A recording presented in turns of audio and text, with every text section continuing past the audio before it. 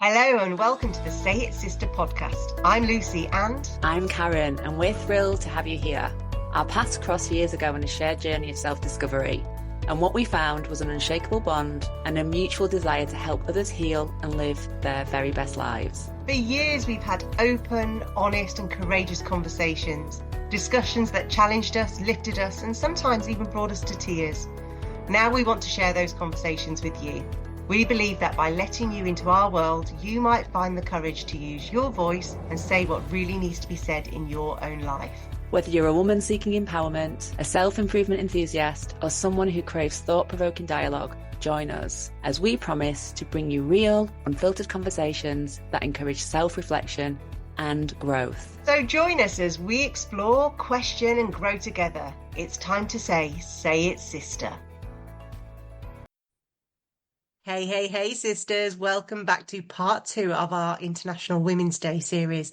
And today you'll tune in, listen to us exploring our own challenges that we faced as a woman living in today's world.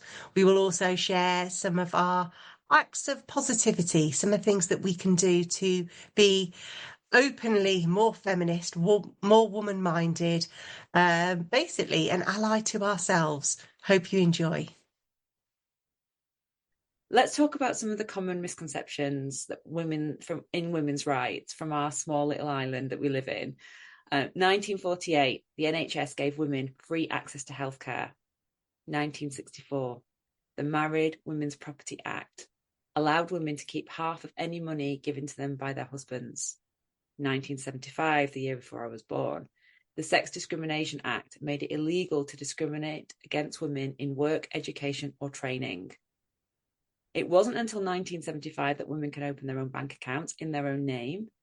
So that's a major thing. And then 1992, marital rape was made illegal. And that is in my lifetime. And it's not that, it's really, really recent. And that is a shocker to me. So this is the landscape. This is, the things that have been happening, I suppose, fairly recently. And I think I'm guessing that some people will be quite surprised when they hear that, because it's not something we talk about every day. But we do need to be aware of how recent we're talking in terms of, the landscape of women's lives. And just remember, when our mothers were born, they were not allowed to get contraception. They were not allowed to have an abortion. And that changed in their lifetime. And it's something that we need to appreciate, because this is not that far removed. And I think, where I get to sometimes is don't take everything as a given. Fight for the things that you believe in, stand up for what you care about. A big point for me is that feminists are not anti-men. And I really, really want to ram that home, because it's really important that we stand with our brothers as well. It's not about overcoming men. It's not about ignoring men. It's not about putting men down. I feel like it's just understanding that, we're all affected by patriarchal societies and behaviours. Now, if somebody is doing something that's in alignment with the patriarchal standards, then they need to be called out for sure. But, for me, it's really about finding equality in our rules, in our systems, where we are seen as equal, not secondary or inferior because of our sex. I think it's also when you hear that rhetoric that men say they're taking away our rights. So we're like, literally, we're literally not. We're asking for equal rights. And we're not trying to take anything away from you. We're just trying to get to the same position you're in. And what we might be trying to do is to stop some of the behaviours that you're doing that are harmful. And let's face it, like you say, the patriarchy harms men. Yeah. A lot of the reason why men are struggling, it's because of the patriarchy that we all exist within, and we've all got this internalized misogyny. We can't help it. It has been rammed into us from the day we were born about, girls wear pink and boys wear blue, or boys are given guns and girls are given dolls, and all of this stuff. Every single message we have throughout our whole life, it is within us. It is within the stories, in the songs, in the books that we read, our role models that we see. And so it harms all of us. And I just want to be clear here. It's not that I don't want to support men. It's just that my focus is on women, because I have to be really clear about where I put my energy. And what I want to do is to encourage men to help solve their own problems. So if men are struggling, if men are, really, dying by suicide, what can men do to help support the men? Why does it need to be a woman that has to come up with a solution? So my focus is absolutely on how can I support and empower and encourage women. Um, I And can I love just men. say, like, there should be some men's circles that are, Mm. but the men's circles really should be around, healing and hope. And what does, balance look like? Like, I would love to see that. Like, why is there not? I mean, there may be, maybe we just, it's not our world, is it? But one where at the center of that, it's about hearts and healing, and positivity and, moving things forward. Because for me, I feel like when I think about, I don't know, I just go into a place when I see what's going on through the internet, of the things that are being, put out there by people like Andrew Tate. It is horrific and it's horrifying to me, and it's like men go to the pub and they, have their conversations, and what do they really talk about? I don't know.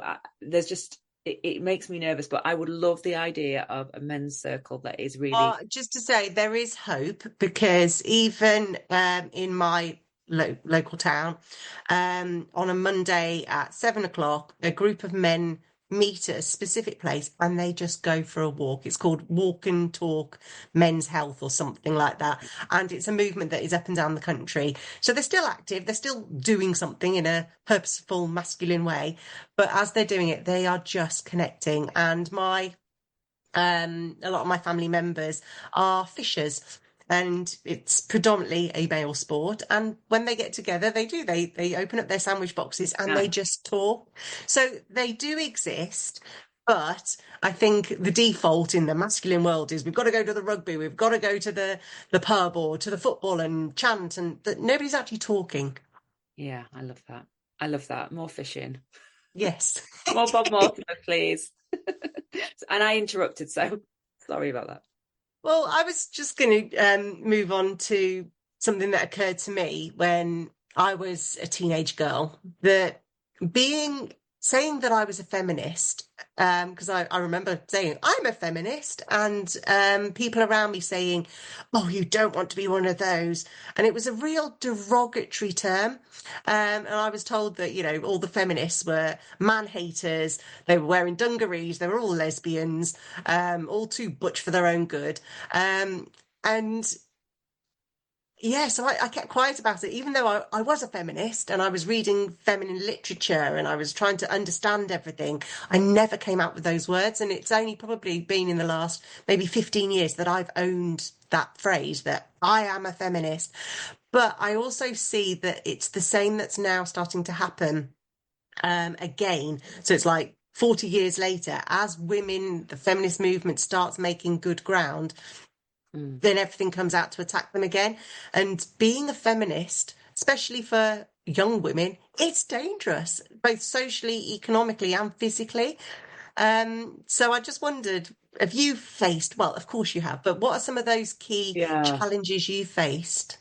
Well, first and foremost, I watched Wicked at the weekend with my daughter, and it is Isn't just it wonderful? a fantastic story. I've seen it on the stage in the West End, but I hadn't seen the movie, and I was like, it's such a positive story for women, but it's also very educational in terms of there always needs Mm. an enemy, there always needs to be a villain, and that's how people win seats, basically. So if you can get, you can have an enemy there. It's the animals to start off, and then it becomes the wicked witch. It becomes the wicked witch, and it's ultimately not the truth. And I think it's that for me that I take away. I go, we really need to watch out the stories that we're being fed to discern what is really happening. So that comes up for me. When I think about dungaree wearing lesbians, I'm like, this is just ridiculous. I have dungarees. I wear dungarees. I have no problem with the dungaree thing, but it's more like there has to be something that is held up that might scare people off or put them off, focus them in a different area. And I don't like that. So I just wanted to call that out. But yes, of course. I think I'm going to go back to my first ever sort of proper job when I left university and I went to work for a PR company. and I had a group of motor dealerships that I was doing the public relations for. So I would go in my little car and I'd go and see all these. I'd go to these motor dealerships and I'd see all these. They're very archetypal, sort of like heads of the dealerships, each one. And I'd go in and I'd find out what had been happening, and I'd have my notepad and I'd take my notes, and I was very professional. But they'd always be like, oh, "You look like you should be dating a footballer." I'd get that comment. I cannot tell you how many times I would go in the, oh, here's the glamour, that kind of comment. And I was so embarrassed because I just thought, is that all you can see? Like, Yeah. I'm here in my first job, I'm 21, I'm really working really hard to sort of prove myself. I'm full on trouser suits. And all you can see is I look like I should be dating a footballer. It was just like, oh my God, It's so, putting you right back in your place, woman. and it was what they were thinking. They were just saying, Mm, I thought, which was probably in their minds a compliment. Do you know what I mean? Because they thought I was attractive. So they were giving me a compliment. But for me, it was like, I don't really want that sort of comment. Talk to me about the brilliant work I'm doing. Tell me that something like, wow, since you've come on board, we've seen a huge difference and people coming through the doors and they've read something in the papers. I mean, we're going back a long time now. And talk to me about that, because that's the thing that I'm here to do. I'm not here to look pretty or bring some, colour into your office. That's not what I'm here to do. So that was something. And then the other thing was, really, I used to get a lot of comments about my breasts, and the comments around, oh, you could do page 3. I was once approached by an agent, at dinner, that said, you'd be great on page 3, and I could represent you. And my comment, told you this story, but my comment was, no, thank you. I was at uni at the time. I'm at university and I'm working really hard to, create a profession for myself where it's not about my, I didn't actually go into that level of detail, mm. but I did say I'm at university and I'm working hard, to create a profession. That was my comment. And I just remember feeling cringe on the inside. It's like, I think sometimes people say these things, they think they're giving you a compliment, but something very different is happening on the inside. And it's this awareness of these comments that can make you feel very small, very intimidated. And it's almost anti what you're going for at Yeah. that point in your life, where you're like, don't see me that way, because I've had that, for 19, 20 years. See me for a professional. If it was a man coming in, into that role or into that, they wouldn't be talking about things like that. When we talking about the size of his crotch, would they? Let's face it. Exactly. So, it was that. So I was lucky enough to find a job in the beauty industry, and that helped me to sort of get away from this culture, which I think is where I maybe got some of my complacency from, because it wasn't in my everyday life. I wasn't, all of a sudden I'd managed to sort of move away from that. It took me quite a few years. So, I was working with women and gay men, which I just adored that because I felt so safe. So that told me that the world was okay, and that, it wasn't really an issue for me anymore, because it generally wasn't. Every now and then I'd brush up against something, but it wasn't in my working environment. So, however, as we know, depends where you are, and it depends who you're around. Yes. And Yeah. my experience was very different because I was in the energy industry, which was at the root of it. It was coal and burning stuff, and the science bit, generators. But I worked in the first in customer services, but then moved into energy trading and the sales and marketing, and so it was that pretty much most of the roles were filled with men, and there were the odd woman who'd managed to rise to at least the senior leadership team who I could try and emulate, but they were probably more male than many of the males were, just to be taken seriously. So honestly, literally every day of my life, I think I am coming up against the patriarchy, or at least some form of misogyny. And when I started thinking about this question, it took me back to when I actually was trying to have it all and do it all, because that's what apparently we were supposed to do in the early noughties. But I was there with my career, married, children. I was the breadwinner, but I was also taking all of the emotional and all of the physical labour at home, and I thought my husband was quite good because he cooked Sunday dinner because he loved cooking, or he might take the cars to go and get their wheels done. I'm like, oh, he's so helpful, and then I was like, I'm literally doing everything else. I'm taking like 99% of that labour and doing all the organising and everything like that. So that kind of patriarchal system was like, there. And then I became a single mum. And I literally have raised my children on my pay check. And although my ex did pay the nominal basic legal requirement, that was enough to pay for their mobile phones and maybe some new school shoes.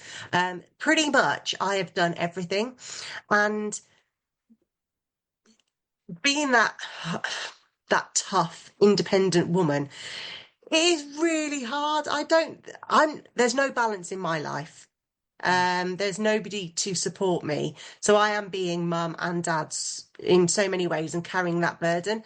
And that's definitely the patriarchy, because it's almost like, okay, woman, you want everything. You want to be a single mum. You want to leave your husband. This is what your life's going to be like. And I'm not bitter because I chose this, but it's been really hard. And then I thought about another thing when I was in my 30s. I decided, right, I'm going to get back into sport. And I wanted to run. So I started with the Couch to 5K part run and then built it up until I was doing half marathons. And then I realised when it got to September time that, oh, I can't run at night anymore because I was being hassled and heckled, and there were certain areas which I couldn't go to. And even now, when I walk my dogs, I would never go into a dark area or a park. I stay on the pathways that are public, and it's terrifying. And then the final example I want to give is when my 12-year-old, who's now 21, but she was 12 at the time, came home and told me how she had been heckled by some builders on some scaffolding down the road. And she was so upset because she'd never had such an attack. And when grown men were saying, all right, gorgeous, give us a smile. And she had literally nothing. There was nothing she could do. She was petrified. And unfortunately, both of my daughters have continued to experience absolute misogyny, sexism, pressure to get sexual from every single partner they've had. So, so yeah, every day, isn't it? Oh, Oh, yeah, I'm really feeling that one. And I want to say, I think you're absolutely amazing. And I know that you are doing the absolute brilliant work with your daughters. Yeah, you are amazing and you're doing amazing work with your daughters. And I really just feel the need to say that. And we, as mothers, we cannot control what goes on outside of our doors and inside our doors sometimes as well. What all we can do is be there to support them, listen to them, tell them that they're amazing, tell them that their feelings are justified, and educate them on ways to stay safe, knowing that things happen, don't they? And I think that's going to be the biggest challenge for me as I watch my daughter grow. I'm going to have to do, I know that I'm going to be doing work on myself. I mean, I'll always be doing work on myself, but like this is different level work now because as she's growing, I get triggered. So my old stuff comes up and then I have to go away and, do the work that I didn't do that time around because I didn't have the skills or didn't really know.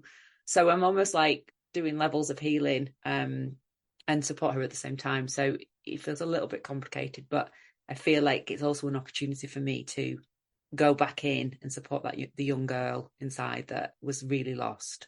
honestly, it does bring up memories of you at that age and the things that you have to deal with, and it unlocks memories. So in a way, it's really helpful. Because when you were 13, 14, 15, and something happened to you, in your head, you're like, oh, I can deal with this. I'm all grown up. And then you look and you realize, no, I was a child. I needed something back then, and I can give it to myself now. Yeah. So it's supporting them, but it's also healing yourself. I totally agree with that. So let's share some moments when we felt truly empowered as women, because we've talked a lot about the struggles. We want to get into some of the good, juicy, hopeful stuff here now. Where are you with that? Um, every time I choose me, I feel empowered. And I guess that's anti-patriarchy, isn't it? You know, it's me choosing something for me. Every time I followed my path or I've listened to my intuition and said, go that way, I feel empowered. Every time I assert my boundaries and say, no, that doesn't work for me, or yes, that's something that's important to me, or my morals and ethics, that I feel empowered. But I have to say, it's been really hard. I've often felt like an outsider or the first one, the only one doing this. I am a non-conformist in so many ways. It is quite lonely, or it had been up until more recently when I found other women. Um, but together, when I am with women and we're sharing this, that gives me empowerment because I'm like, I'm not the only one. Together, we can do amazing stuff. What about you? Yeah, I feel like right now, right here in my work, in my life, I feel very empowered.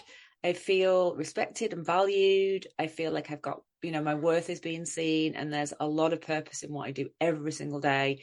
It gets me out of bed, in the morning very early. I'm still working sometimes in the evenings because I just have to do it. Like I just, there's, no way that I can almost like stop now. I'm on this sort of trajectory of creativity and purpose. So for me, it's a good feeling. And I've worked hard to get here. And I'm very grateful that, the time is now in some ways because it means I get to sort of bring everything that I've been working on, cultivating. Some of it's personal, some of it's professional. I can bring it all to the table. And I always wondered, when you have experiences in life and you think, what did that happen now? Like, what was that really about? What's the learning what did I have to learn here? I always sensed, I've had a lot of life experience, a lot of things have happened. I've had a lot of trauma in my life alongside the good stuff as well. And I always felt like it was things that needed to happen to me personally, but I always knew that I would use whatever it was in a positive way to support others. I've always had that sense from being a very little girl. I always knew that I came here to help others and that my job was to be kind to others, like from the child point of view.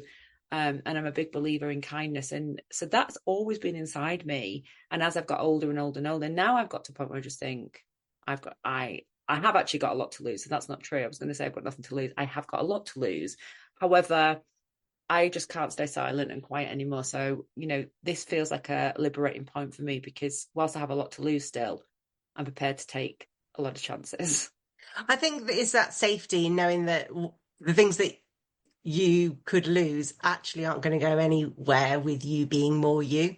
In fact, they'll probably all be there supporting you, and that's where I think this really empowered position comes from, where you feel really safe in your foundations, in your grounding, in your roots, and it just makes you go more into the world. And I do like when I think about people like Malala, who at such a young age was out there doing this work, and Greta Thunberg's another one. They're like dealing with this stuff in their teenage years, and it's almost like we get back to ourselves in our mid 40s and we remember that charged up teenager that we once were, but now we've got a much more balanced approach to go out there in the world, and that is so empowering.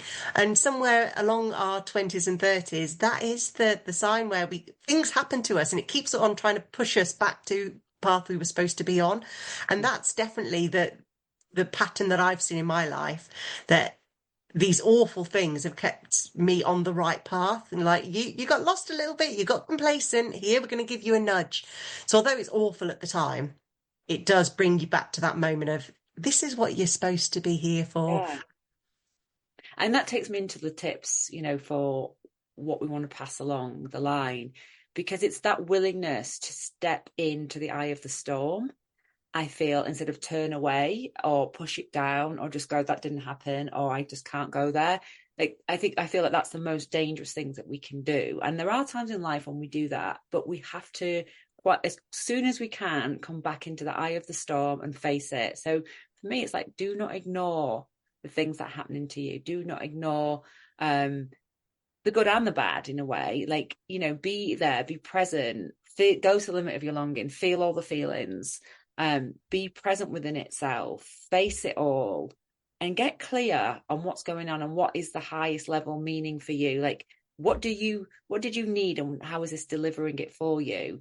And then when you're ready, you can look at what does the world need and how can I be part of that change. But first, you've got to focus on you. We don't want to be jumping over into, like, because that would just create more damage on the inside. It was like me, I had to go away, work with a therapist, do my work to make a decision. Do I go to the police? Do I not? Life also gave me some things that made me realize, no, not right now. You've got something else. You've got a baby in your belly, not your time. Um, it's all of that working together and just taking it one step at a time. And, for me, it's like, we've got to be able to speak about life. We've got to be able to speak about our experiences. And even if that is just to one person or to the mirror, or like you would always say, to the dog or the cat, getting the words out of our body, and out into the space does something really positive for us. And where possible, there are actions, but we doesn't always have to be an action. The action can be, I'm not acting, but own it, and I definitely want to say there's no time for complacency anymore. That's what I feel like. Complacency feels like a privilege from the past in a way. What Yeah. about Well, what you were talking about was very much the internal acts that you can take in terms of going within and processing within. So I'm going to give an outward way of bringing in, everyday acts. And actually, the advice that I'm going to give you is listening or reading the words of others. So I might talk to my dog, I might talk to you on this podcast. And it's every single woman's story and their experiences. They're working through their own stuff. So my top tip is to get educated by listening and tuning in to women. So read women authors. There are some amazing male authors out there, but they are writing from a male perspective. So go find women authors, listen to women's podcasts, follow Women's Hour on the BBC if that's your thing, follow women's accounts on social media. A couple that will help get your algorithm started is the Guilty Feminist, UN Women, Say It Sister, of course, Jamila Jamil, Florence Gibbons. You go follow those now, and they are all amazing people and creators. But it will trick your algorithm to saying, yes, I like this, and keep liking them and commenting and sharing. And the more you start seeing and hearing other women doing their work, it helps you to do your own work. So it's that constant yin yang, that inner outer work. So that's it. Go support women, go like their posts, because let's face it, not many women go viral or have these mass followings unless it's to do with patriarchal showing their bodies or, airbrushing themselves. So go do that. Any final words before I complete, Karen? Oh, thank you for today. I feel like we've really sat and chewed the cud, and we've touched on so many different points, and some of them we've gone into, some of them we've not. We've just name dropped a few things. So there's a lot for people to digest and learn. But I just want to say that if you're listening, if something's really speaking to you and it feels like, oh, I want to know more of that, or that's my story, or what do I do now because I've heard something and it's resonating. You can go to our Facebook page, and there's a private page there, and you can put anything that you want to say to us in that message, and we'll be there to support, or even just to hear. It might be obviously heard words through typing, but we are here to support. So please come and join us. And I would also say that if there's any topics you want us to cover, or anything that we've covered over previous episodes that you think, oh, do you know what? Let's explore that a bit more, or I'd like to hear that perspective. So do tell us. We'd love to hear what's going on in your world. And just to complete, just a reminder really that the feminist way is the human way. It's a call for equality for all. It's not an us and them, it's a togetherness. And if we can all just make one small, tiny act today that will help us live a more equal way, then you are being the change in the world. And when we come together and we start sharing and we do those little acts, together we are rising. So with love, goodbye. So thanks for listening, and we can't wait to welcome you next time. Until then, use your voice, journal, speak or sing out loud. However you do it, we hope you join us in Saying It's Sister.